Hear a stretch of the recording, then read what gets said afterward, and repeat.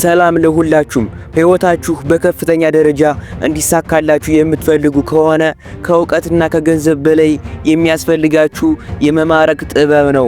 ሰዎችን የማታውቁ የማትግባቡ ከሆነ የትም መድረስ አትችሉም። በስራ ቦታ፣ በቢዝነስ ሆነ በግል ግንኙነት ስኬታማ የምትሆኑት ሰዎችን ስትረዱ ወይም የእነሱ ልብ ማወቅ ስትችሉ ነው።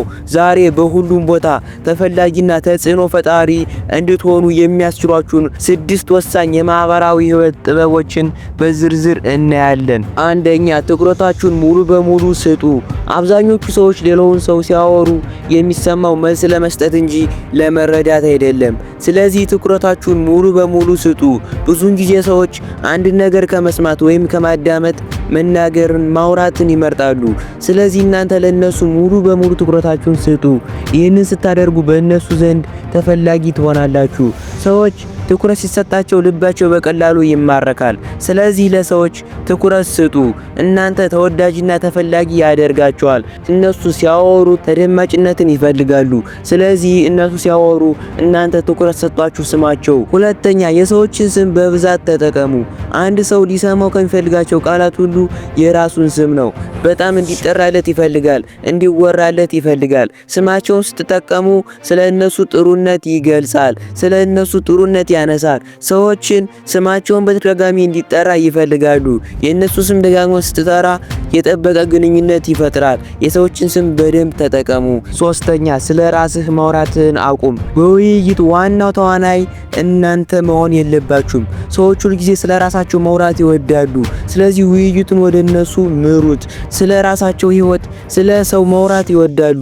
ስለዚህ እናንተ ስለ ራሳችሁ ማውራታችሁ አይጠቅማችሁም። ይህ አስተሳሰብ ትሁትና የማህበራዊ ብቃት ያለው ሰው ያደርጋችኋል። ስለዚህ ስለ ራሳችሁ አታውሩ። ሰዎች ሁል ጊዜ ስለ ራሳቸው ህይወት፣ ስለ ሰዎች ማውራት ደስ ይላቸዋል። ስለዚህ እነሱን አዳምጡ። አራተኛ፣ በቅንነት ማመስገንን ተማሩ። ምስጋና መስጠት የሰዎችን ልብ የሚማርክ ዋነኛው ነገር ነው። ለሰዎች ምስጋና ስታቀርቡ ተፈላጊነታችሁን ታሰፋላችሁ። ሰዎች ምስጋናን ይፈልጋሉ እና ትንሽም ነገር ይሁን አመስጋኝ ሰው ሁኑ።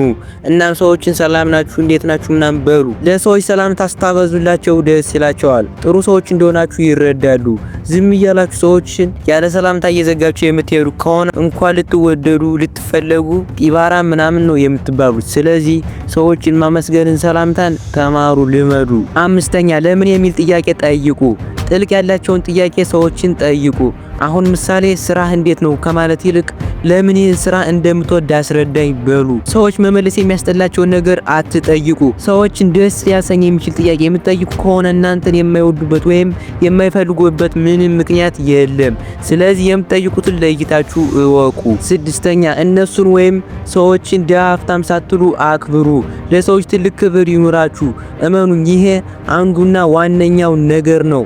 ለሰዎች ክብር ካላችሁ እናንተን 100% ተፈላጊ ሰዎች ያደርጋችኋል። ለሰዎች ጥሩ አመለካከት ይኖራችሁ። ሰዎችን ውደዱ። በሰዎች ጥሩ አመለካከት ሲኖራችሁ ለእናንተ ዘርፈ ብዙ ጠቀሜታዎች አሉት። እናን ደግሞ ተጫዋች ሰዎች ሁኑ። ሁልጊዜ ዝም ያላችሁ ሰዎች አትሆኑ። እነዚህን 6 ነገሮች ተግባራዊ በሰዎች ካደረጋችሁ ተፈላጊነትና ተወዳጅነትን ታተርፋላችሁ። ቻናላችንን ሰብስክራይብ በማድረግ ህይወትን የሚቀይሩ ቪዲዮዎችን ማግኘት ትችላላችሁ። አመሰግናለሁ።